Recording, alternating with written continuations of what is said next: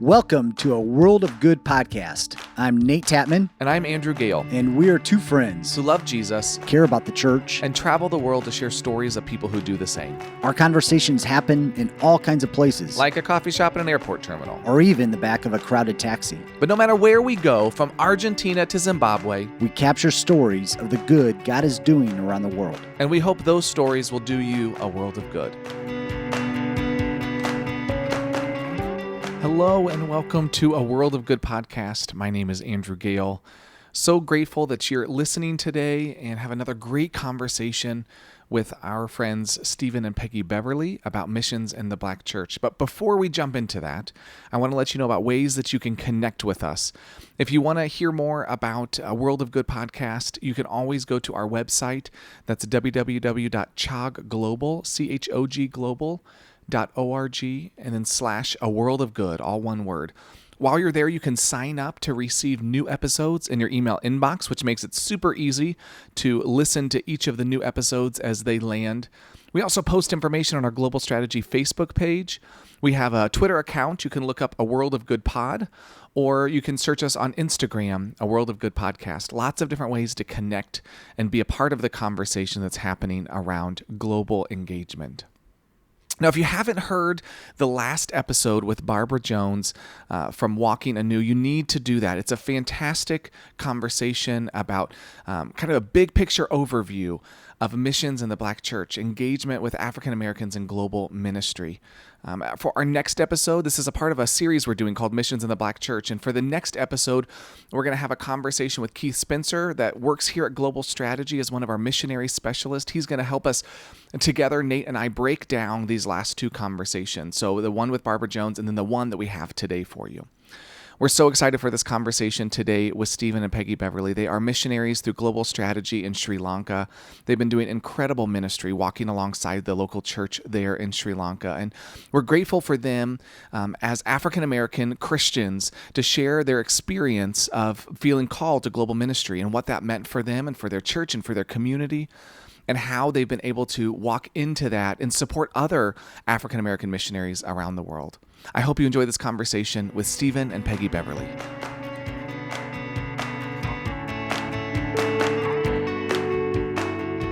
Well, welcome to this episode of A World of Good. We're so grateful to have our friends, Stephen and Peggy Beverly, with us today. Thank you so much for joining us all the way from Sri Lanka. Hello. This is a treat to have you with us. And before we really get started with our conversation today, I want to let people listening know that if you want to hear more about Stephen and Peggy's story, this is kind of a fun reunion for us, Nate, because Stephen and Peggy were our first ever episodes for this podcast. In season one. Season one, the first 3 episodes look at Stephen and Peggy's call to ministry, and then look at the church in Sri Lanka, and then the 3rd episode talks about persecution. They're some of my favorite episodes, and they were some of the first ones we did, and now season 3, we get to pull them back in, and so we're so grateful that you're here today to help us process this other topic that I think is close to who you are, and really grateful. Yeah, grateful to have you. Thank you. We're glad to be here.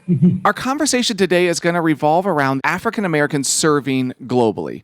So in global ministry, we've heard now in our last episode from Barbara Jones talk about some of the history of African Americans, but we really want to engage with some African-American people who are serving on the ground and just talk about your experience. We have heard, from Barbara that African-American missionaries make up a very small percentage of those people serving globally, and that there are some systems and things in place that make that complicated. So we just, again, want to take all that expert knowledge that we just received and now on the ground talk about what your experience is as people serving around the world. Sri Lanka is your first place serving globally, but you served the church and served in other not-for-profits and organizations prior to that in the United States. Can you tell us about what brought you to serving globally? We have 2 different stories, and it's really good because they give 2 very different ways that African Americans can end up connecting to foreign missions. My story, I grew up in the Church of God in Kansas, and every now and then a missionary would come through to the church and talk. And it was always fascinating to me to hear the stories that the missionary would tell. And so those were my very early connections to missions. Then growing up, going to Anderson Camp meeting at the time, there was this trailer on the backside of the campgrounds that was a missions trailer.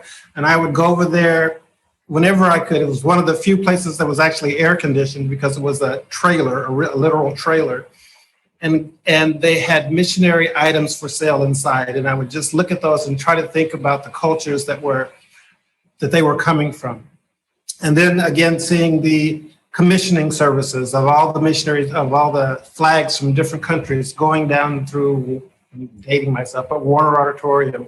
And just the grand nature of that whole ceremony was just so incredible for me as a young person growing up. It never occurred to me to ask, where are the Black people going down that aisle? And so missions was never presented for me as a viable place for ministry. Because you didn't see people like you? Right. I did not see people like me serving. The first Black missionaries that I saw was on a Trieste trip. They were serving in Kenya, and they were Charles and Evelyn Wilson. Just seeing them serving was just an overwhelming experience for me.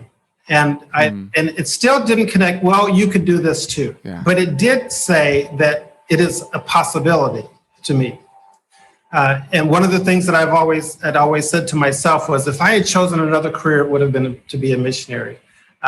My ministry path went to a different direction in publishing and marketing. But it was when Peggy and I met that I felt God opening up a door. I'd done some short-term ministry experiences and enjoyed it thoroughly. I've done a lot of disaster relief work, which was incredible as well. But listening to Peggy's stories about missions really opened up my imagination and began to kind of open the door for the Lord to call me personally to missions. So Peggy has a different story, and I'll let her share that. I wasn't introduced to global missions until I was probably in my 20s. Growing up in the church, I never came across missionaries or heard about missionaries, especially global missionaries.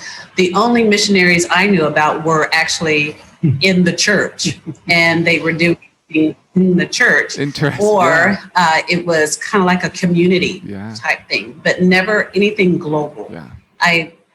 My range was just pretty much in my state, not even going state to state.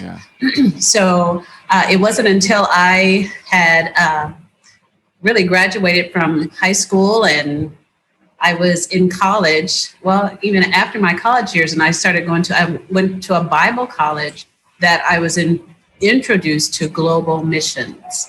And the school I went to, even in our class, there was just a handful of Black students who were in missions. And it was foreign to me. So foreign. But then I was taught by missionaries, actual missionaries. And so it began to God began to open my eyes to thinking globally. And I had an opportunity to go on my first missionary trip, which I was the only Black person on that trip. But I was so excited about it because I was being introduced, and I was actually going to a predominantly white church where I was learning all this. And so it's interesting, when I started taking missions trips, short-term missions trips, my Black friends would say, where are you getting all this? Where are you going? What are you doing? It was just like they were like me and never exposed to it. So as I started going on trips more and more, I was just loving it. And God just changed my heart. He just opened my heart to global missions more than home missions. But I was learning for both. So I went on mission trips every opportunity I had. It was challenging for my family to see me leaving the country and coming back. And even during all those times that I travel, I never saw very many Black people in ministry. And I went to Africa, I went to Asia, I went to, different places, and they would always point me out and try to figure out, okay, what are you doing with this team? Where are you from? So it was always interesting, but I was loving the journey. I'm intrigued about your story in regards to the church or churches that you guys grew up in. Were both of them predominantly Black churches? Yes. Yes. And so I guess my question is kind of past tense, but also today is why? And I, Peggy, you shared this with your church that you just didn't talk about global missions. Missions was seen as a local in a local context. Correct. Why do you think that is or was? Have you thought about that or pondered that or wondered? Is it just, again, lack of exposure for the church as a whole? A really interesting question, because I often wondered, but I never really asked. I just sat back and watched. And if there were any that traveled, it was usually just the leadership. It was just the pastor. And like the lay people or anything like that, they didn't do that. It seems like it was just for leadership that could go. Since that time, for both of you, as you guys are now full-time career missionaries, from that first call that you guys had, first engagement in global missions, to now, have you seen the Black church overall engage in global missions? Has that increased at all? Has it stayed the same? Has it increased? Where have you seen that shift happen? I think there has been a slight shift to where more churches are wanting to experience short-term ministry experiences. I don't think we've seen the shift where a church is encouraging full-time foreign missions yet. We're just barely getting to the place where they're supporting full-time missions. And again, it's exposure. And again, it's also for a Black church to see African Americans out serving.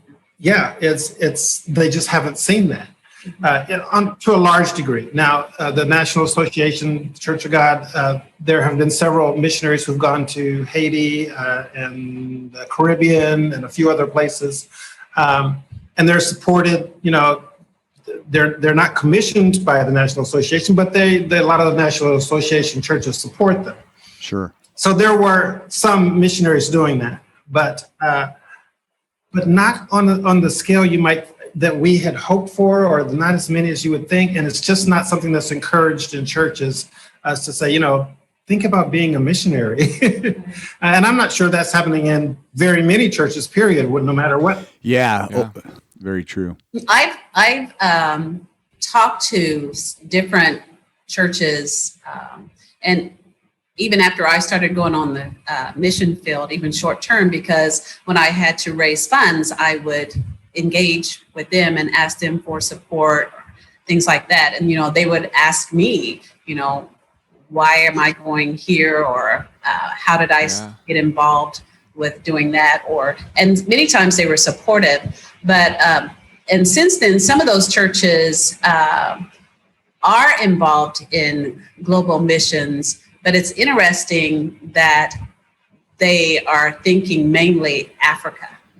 And so it seems like their focus is on Africa and not realizing it can be any place in the world. Yeah, why do they think that it needs to be Africa and different areas? And so when I encountered them, that's where most of them are going.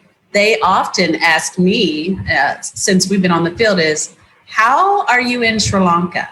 Or what Jews Sri Lanka, and we tell them, we didn't even know where Sri Lanka was, but it's being led by God. We surrendered to God. So even being able to have that testimony to share with them, to let them know, God is calling us everywhere, whether you look like them or not.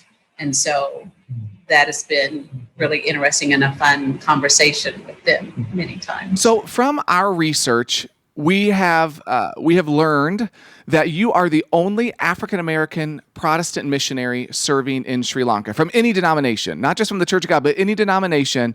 You're the only African-American serving in Sri Lanka. And so I just want to ask, what's that like? You are both a minority in the culture in Sri Lanka and in your missionary expat community that you serve in. So can you tell us about that experience? Oh, wow. It's been interesting.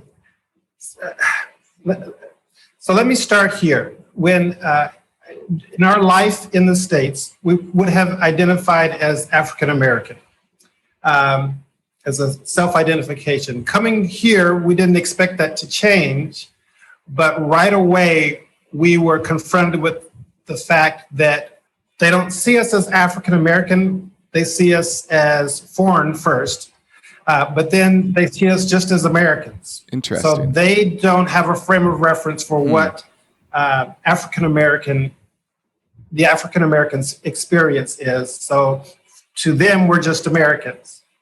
That said, they are particularly excited often that we are of the same skin color that they are, and so they'll touch their arm and smile, and because it's kind of that communication that, oh, you're like us, and so we appreciate that, and they appreciate that.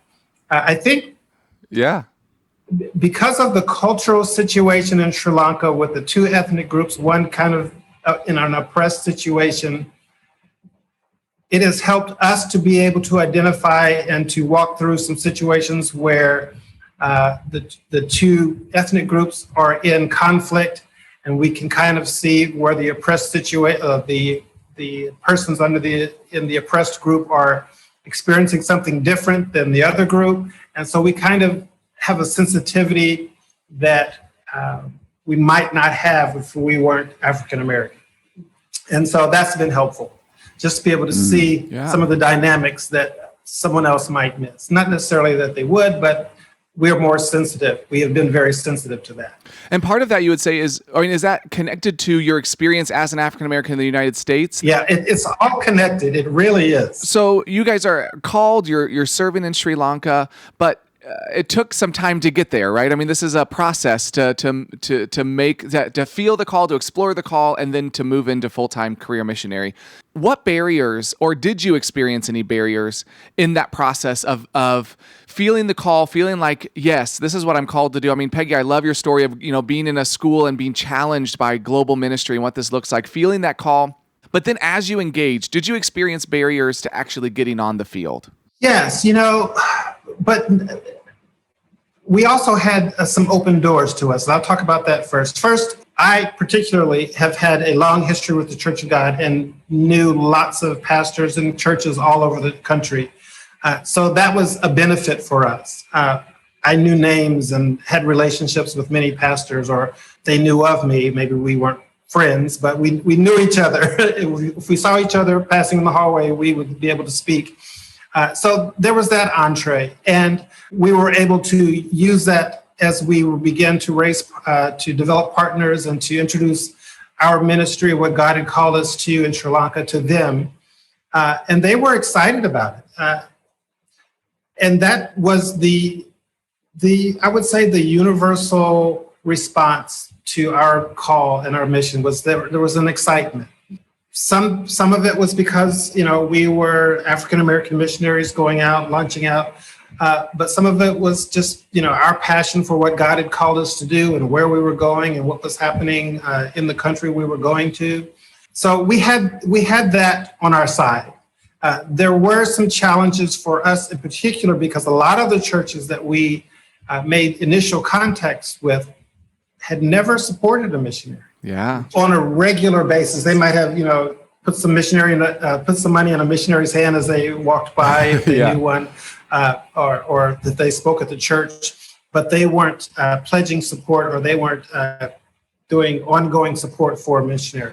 Just for those listeners that may not realize this, I think that's a good point to express that, like, The current missionary system is where people raise funds for ongoing support. Like, I'm going to give you $100 a month, for indefinitely until God calls you back from wherever you're serving, and that's kind of been the model that has been, a system that's been created in the missionary community of the way to do support. And we base whether we send someone on the field based on whether they have all of that support pledged. And so I just wanted to make sure that people understood what you're talking about when you say that difference between handing somebody money as kind of a one-time gift versus saying, I'm going to come alongside you. And so one of so that was difficult for us in a different way. And I don't know if that's actually part of this conversation, but just learning to ask people for support.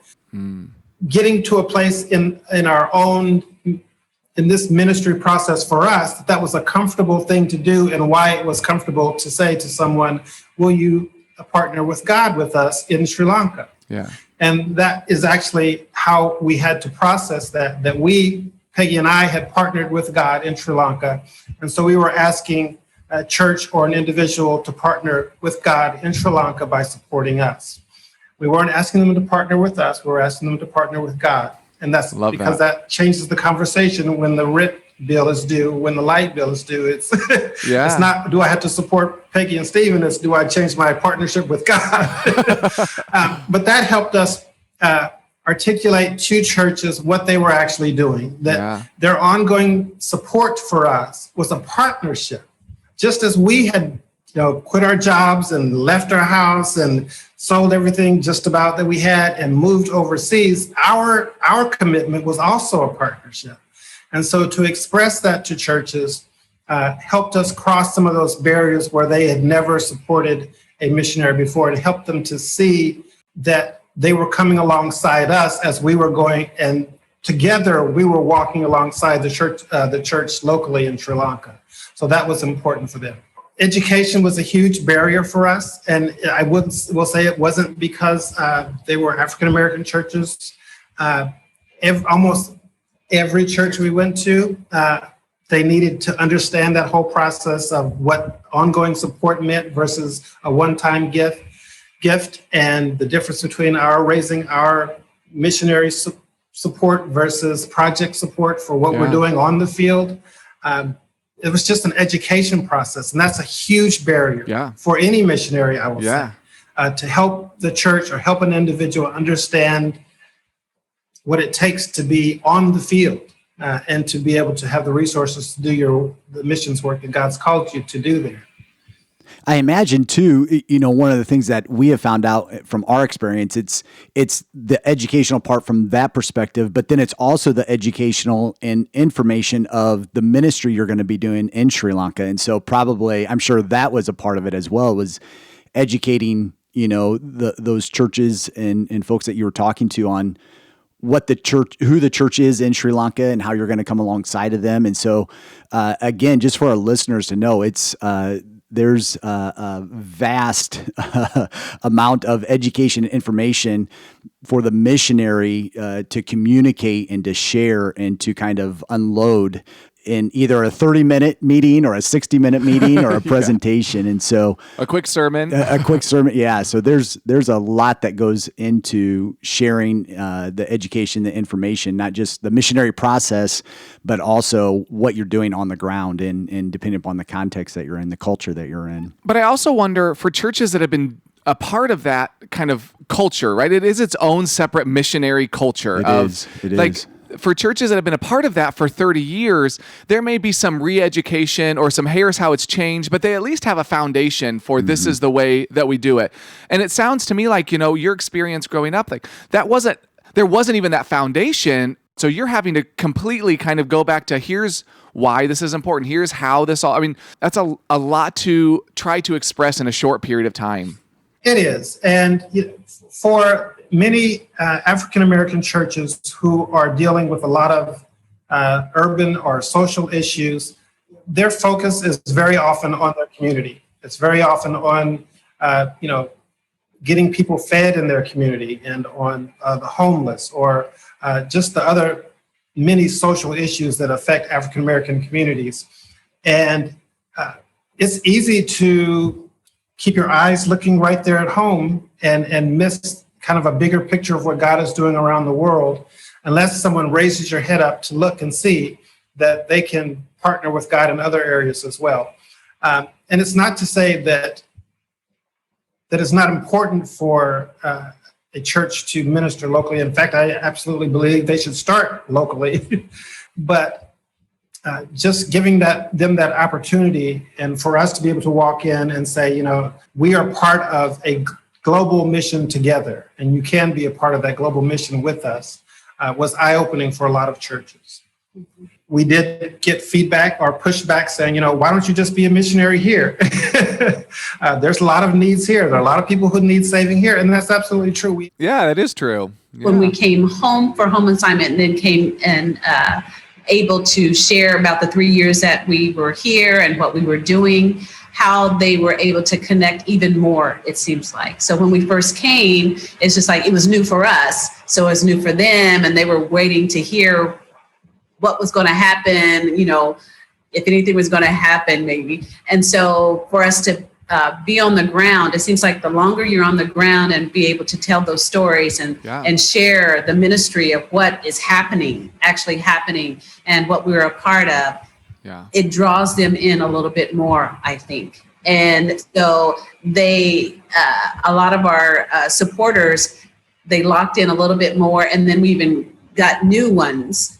We were able to establish new partners and get new people on board with us, because they were excited to hear the stories and hear what was happening and seeing. We were able to show them, and so I think that kind of helped them to, I guess, see the big picture a little bit more, and they're excited to see what's going on, and they're really supporting even more what we're doing. So I saw a picture recently that you posted on Facebook of some African-American missionaries from around, I'm not sure if it was globally or from a specific region, but African-American missionaries that were together on a Zoom call, just connecting, it looked like. Can you tell us anything about that group, or about how that was brought together? And I just think it'd be important to hear some of that about, what that kind of connection means. Well, that particular Zoom call was called a Black Missionary Cafe. I love that. It was sponsored by the National African American Missions Council. Okay. I found them online. I was actually looking for some information about Black missionaries, and I found this organization, and I signed up for the newsletter. They sent an email about this meeting, and so Peggy and I decided to attend, and it was very interesting. That was our first meeting with them. Oh, wow. So we're still understanding who they are, what they're all about. Yeah. But it was incredible to be on that Zoom call with more than 25 different missionaries, and many of them serving all over the world. And to hear, we didn't get a chance to hear a lot of their stories. That you broke up into some chat rooms and talked about some issues that they had. But just seeing other faces was an incredible experience like that. And they were excited. They were from many different organizations that they were a part of. So it wasn't just one organization, but they were there with many different sending agencies. And so just sharing the challenges that they have, as African American missionaries. So that was really interesting, and could really relate with a lot of what they said. Yeah, I would think it would be really important to connect with people, especially serving in a culture that's different. And then, even when you connect in with missionaries who may have a similar American culture, they're still not, it's not the home culture, it's not the heart culture, and there's pieces that still are never going to feel quite like home. And so I could sense how that would be a really important kind of community. And I hope that community continues to engage and connect and support one another, and in the midst of this. So that's really, really cool. Yeah, well, when we were our first term, we had been here for more than a year, and we hadn't seen any Americans, period, yet. And it was getting to the place where we were like, Lord, we need some American friends. And so, when you pray like that from your heart, God tends to hear you. And he heard us and brought us into a network of missionaries who were serving here from the States. And that was an incredible an experience for us. But again, we were and are the only Black African-American missionaries here. So. Yeah. Wow. And it's really interesting because you don't see many Americans here at all. Yeah. And so when the Sri Lankans look at us, if they look at him first, they think he's Sri Lankan, and maybe I'm married to a Sri Lankan. And when they ask us and they always ask us where are we from, they never guess USA or America. Yeah. It's always, it's usually Seychelles or even London, Australia. Yeah.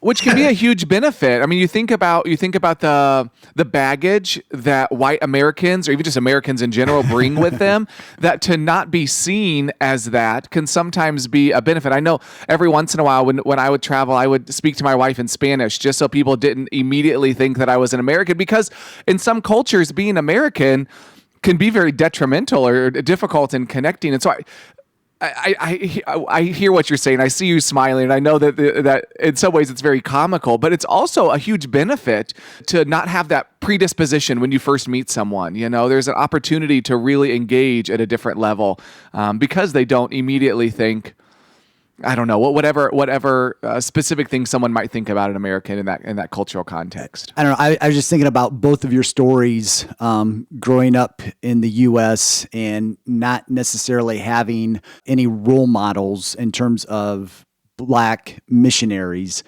Do you guys, is there a sense in some way, is there a sense of responsibility that you feel that you are in some ways a role model for young adults, students, adults even in the U.S. as Black missionaries? Does that cross your mind at all, or does that come into play at all? That's a great question. So one of the things I think many missionaries will say in private is that there's this tendency as you travel to churches for people to kind of put missionaries up on a pedestal. Mm-hmm. And it was an unexpected experience for us to experience that pedestal, that lifting up. And we pushed back on that, and we pushed back on that pretty hard. And part of that is because we don't want people to think of us as something that they can't be themselves. We don't want people to think that we are so whatever, that, oh, you're the missionary, so we give honor to you and we can't be like you. So we pushed back on that really hard. And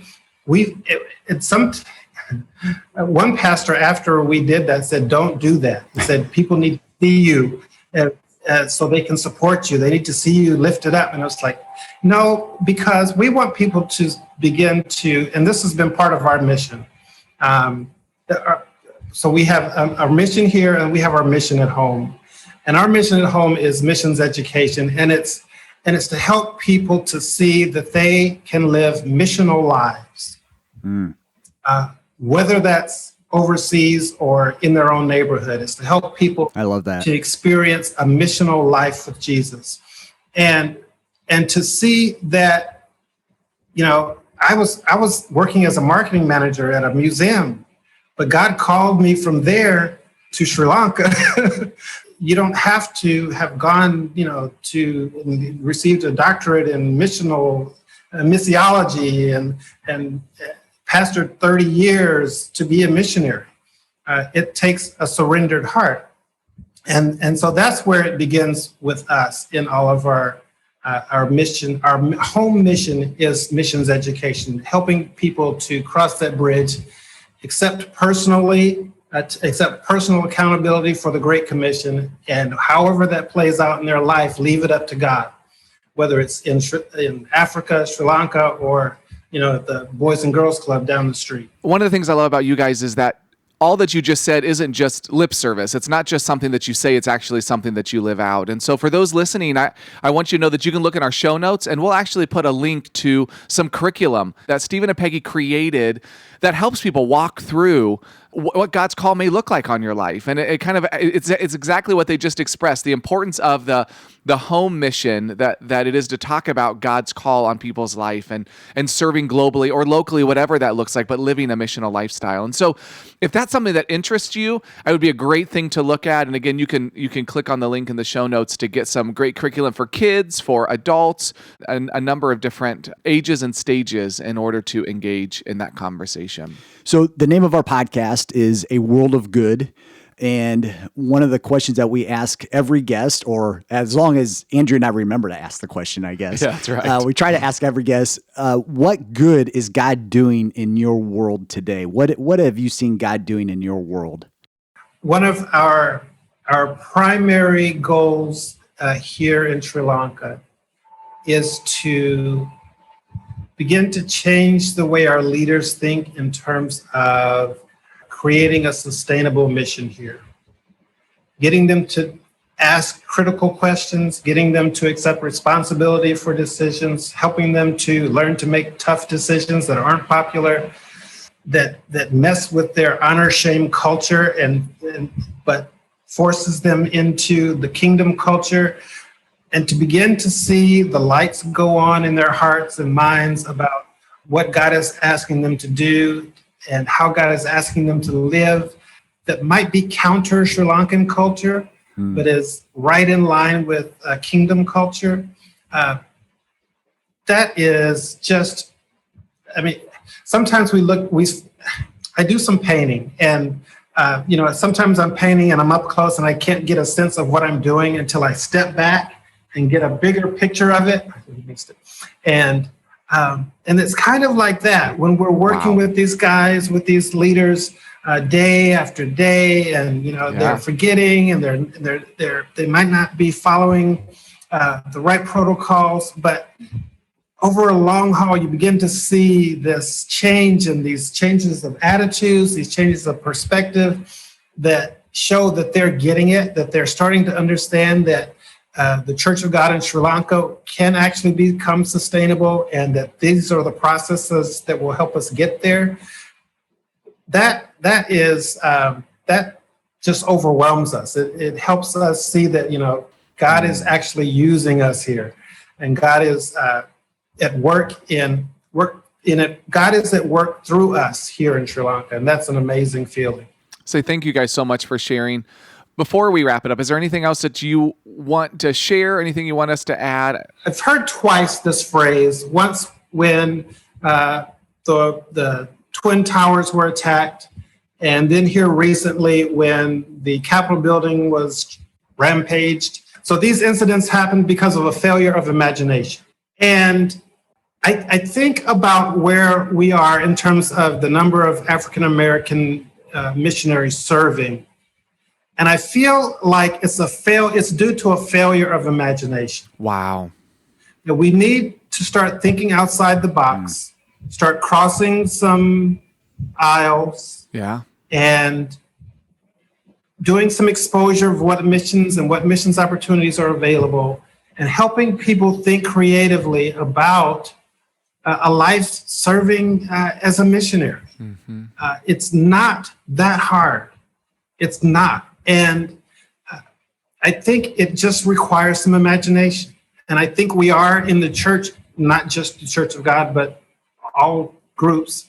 We are where we are because of failure of imagination. And I think if we can expand our imaginations, we can do a better job of this. Wow. Stephen, I totally agree. And it's, to me, that is both encouraging to hear you say that, and convicting and terrifying all at the same time, right? Because to have an imagination means that we have to be willing to step away from what has been comfortable or normal or the way we've done things forever, and yet also means that there's opportunity for something even better out there. So there's both the hope and the terror in the midst of that. It's interesting that when we have traveled, and we have several Black churches that support us now and who have really gotten involved. And it's always been interesting that everywhere we go, whether it's one or two, we have come across whether they're young or middle-aged or whatever, who said, I've always wanted to be a missionary. Wow. But they never had a way of knowing how to get involved. Yeah. And I mean, it's not just every now and then, but everywhere we've Frequently, gone, yes, yeah.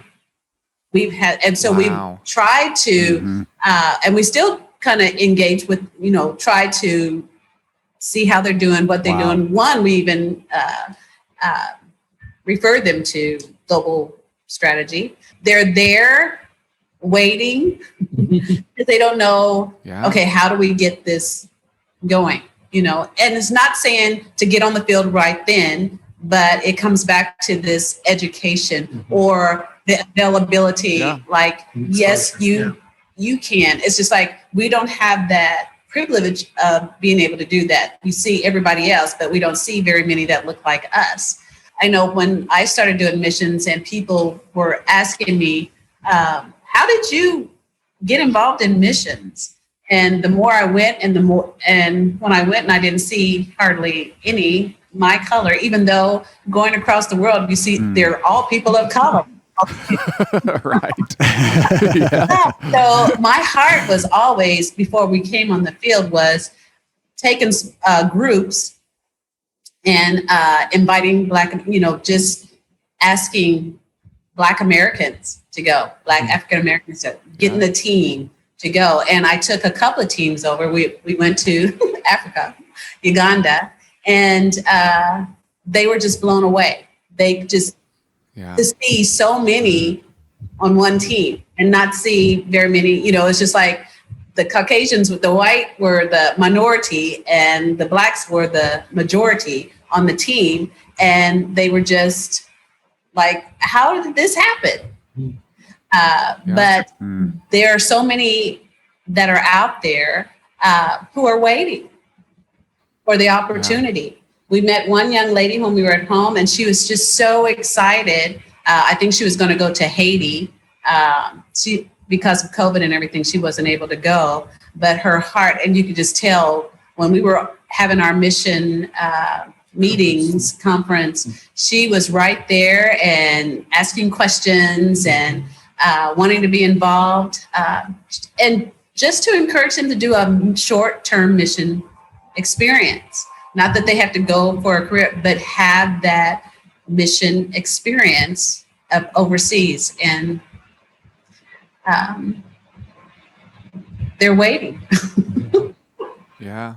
Thank you guys so much. This is such an important conversation. Selfishly, one of the reasons why I wanted to do this podcast was for me to learn and to meet new people and to think about missions and ministry in a way that I have never experienced or known before. And this is one of those conversations that meets those personal goals that I have and just, again, selfishly speaking. But this is such an important conversation for all of us to have in our churches and in our culture today. And so just thank you so much for talking about your story. And I feel like we've just kind of scratched the surface on this. And so, Stephen, I think you're so right. Let's look at how we can think outside the box and to have a creative imagination in terms of more people of color and African Americans serving in missions around the world. So thank you for helping us with this conversation and being a part of this